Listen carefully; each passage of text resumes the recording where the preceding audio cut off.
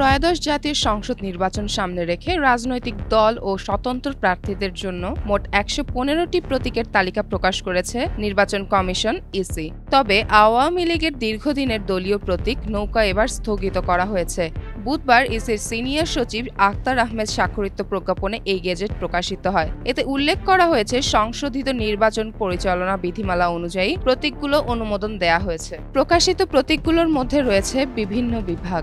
সাধারণ ফল ও সবজি হিসেবে রয়েছে আপেল, আনারস, আম, কলা, কাঁঠাল, খেজুর গাছ, তরমুজ, লাউ, লিচু, ফুলকপি ও বেগুন। পশু পাখি বিভাগের মধ্যে প্রতীকগুলো রয়েছে ঈগল, উট পাখি, কবুতর, কুমির, গরুর গাড়ি, গাভী, ঘোড়া, চিংড়ি, হাঁস, হাতি, হরিণ, বাঘ, বক, ময়ূর, মোরগ ও সিংহ। এছাড়া যন্ত্রপাতি ও আসবাবপত্র বিভাগে অন্তর্ভুক্ত রয়েছে কলম, কলস, দাড়িপাল্লা, লাঙ্গল, সেলাই মেশিন সহ আরো বহু প্রতীক। অন্যান্য প্রতীক হিসেবে রয়েছে উদয়মান সূর্য, একতারা, ধানের শীষ, প্রজাপতি। গেজেটে স্পষ্টভাবে উল্লেখ করা হয়েছে, আওয়ামী লীগের কার্যক্রম নিষিদ্ধ থাকায় তাদের ঐতিহ্যবাহী প্রতীক নৌকা স্থগিত রাখা হয়েছে। এই সিদ্ধান্ত রাজনৈতিক অঙ্গনে নতুন আলোচনার জন্ম দিয়েছে। চেমন ফারিয়া, জনকণ্ঠ।